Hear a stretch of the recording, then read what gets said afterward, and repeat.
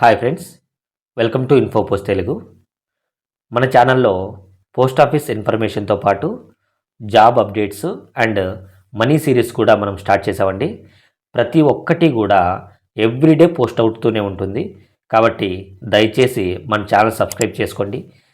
మీకు ప్రతి వీడియో కూడా ఎంతో కొంత ఇన్ఫర్మేటివ్గానే ఉంటుంది. కాబట్టి మీకు నేను చెప్పే వీడియోలో ఎటువంటి టైంలో అయినా మీకు నచ్చినట్లయితే ప్లీజ్ లైక్ చేయండి. ఎటువంటి డౌట్ ఉన్నా కామెంట్ చేయండి. దయచేసి మీ ఫ్రెండ్స్ అండ్ ఫ్యామిలీకి షేర్ చేయండి. ఓకేనా? మనము టాపిక్లోకి వెళ్ళినట్లయితే జీడిఎస్ ఉద్యోగులకి 8th పే కమిషను వర్తిస్తుందా అని చాలామంది అడుగుతున్నారండి. చాలామంది వీడియోస్ పెట్టమని కామెంట్లు అయితే తెలుపుతున్నారు. దానికే ఈరోజు మీ అందరికీ క్లియర్ కట్గా చెప్తాను.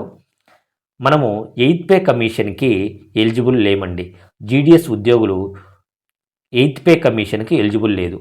ఇదే విధంగా 2016లో మనకు 7th పే కమిషన్ వచ్చినప్పుడు కూడా స్ట్రైక్లు అన్నీ చేయడం జరిగింది. కానీ అప్పుడు కూడా మనల్ని 7th పే కమిషన్ కింద యాడ్ చేయలేదు. అప్పుడు కమలేష్ చంద్ర కమిటీ కొన్ని సిఫార్సులు అనేది చేయడం జరిగింది. ఆ సిఫార్సులను ఉద్దేశించి మనకైతే శాలరీలు అనేటివి చాలా ఎక్కువ పెరిగాయి ఆ టైంలో 2016లో. ఇప్పుడు ప్రజెంట్ 8th పే కమిషన్ అనేది 2026 జనవరిలో మనకు పెరిగిన శాలరీస్ అనేది కేంద్ర ప్రభుత్వ ఉద్యోగులకు వస్తున్నాయి. మనకు ఇంకా రాదా, మనకి శాలరీ పెరగదా అంటే అదే అలా ఏమి ఉండదండి. ఖచ్చితంగా మనకు శాలరీ అనేది పెరుగుతుంది. అది కేంద్ర ప్రభుత్వ ఉద్యోగులతో సమానంగా పెరగదు. కానీ ఒక 1 మంత్ ముందు మన జీడిఎస్ పెద్దలు అంటే ఈ నాయకులు గవర్నమెంట్ని అప్రోచ్ అవ్వడం జరిగింది. దానిలో వాళ్ళు ఏం చెప్తున్నారంటే మనకిచ్చే డిఏలో 50% అనేది మనకు బేసిక్ పేకి కలవమని చెప్తున్నారు. దీని ప్రకారం ఎగ్జాంపుల్గా చెప్తున్నాను, ఏబిపిఎంకి బేసిక్ పే 10,000 అంటే వారికి వచ్చే డిఏ సగం వస్తుంది. కాబట్టి అంటే 50% డిఏ కాబట్టి 5,000 వస్తుంది. అంటే మనకు 10,000 బేసిక్ పే, 5,000 డిఏ, మొత్తం కలిపి 15,000 శాలరీ వస్తుంది. ఈ డిఏలో 50% మనకు బేసిక్ పేకి కలవమంటున్నారు. అంటే 5,000లో 2,500, అంటే 5,000లో 50% 2,500, ఈ 2,500 అనేది బేసిక్ పేకి కలవమంటున్నారు. అప్పుడు మన బేసిక్ పే 12,500 అవుతుంది.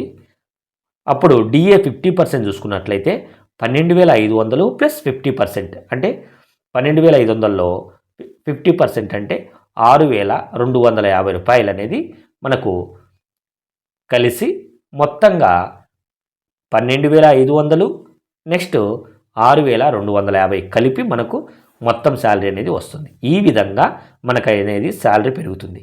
బీపీఎం కూడా ఇలాగనే శాలరీ పెరుగుతుంది. 12,000 మనకు ప్రజెంట్ బేసిక్ పే ఉంది, 6,000 అనేది డిఏ ఉంది. 6,000లో సగము 3,000 అనేది మనకు బేసిక్ పేలో కలుస్తుంది. అప్పుడు బేసిక్ పే 15,000 అవుతుంది. 15,000 ప్లస్ సగం డిఏ అంటే 15,000లో సగము 7,500. ఈ విధంగా మనకు బీపీఎంకు దాదాపు 22,500 అంటే 22,000 నుంచి 26,000 వరకు పెరిగే అవకాశం ఉంది. నేను ఇది ఎగ్జాంపుల్ మాత్రమే చెప్తున్నా. మనకు ఇంకా ఎక్కువే పెరుగుతుంది, కానీ తక్కువ పెరిగేదైతే అస్సలు ఉండదు. మినిమం 20,000 నుంచి 26,000 వరకు ఏబిపిఎం అండ్ బీపీఎంకి ఖచ్చితంగా శాలరీస్ ఉంటాయి. ఇది 2026 జనవరి నుంచి మాత్రమే మనకు అమలవుతుంది. అది గుర్తుపెట్టుకోండి.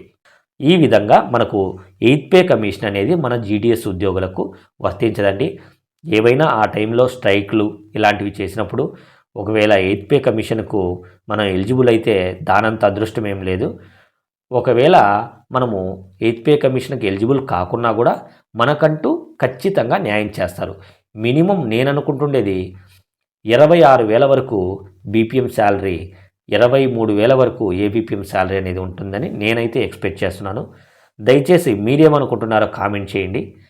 ఖచ్చితంగా మనకు న్యాయం అయితే జరుగుతుంది. ఎవ్వరు కూడా చింతించాల్సిన అవసరం లేదు. దయచేసి మీకు ఇంకేమైనా డౌట్లు ఉంటే కామెంట్ రూపంలో తెలియజేయండి. ఖచ్చితంగా నేను ప్రతి కామెంట్కి రిప్లై ఇస్తాను. Thank you.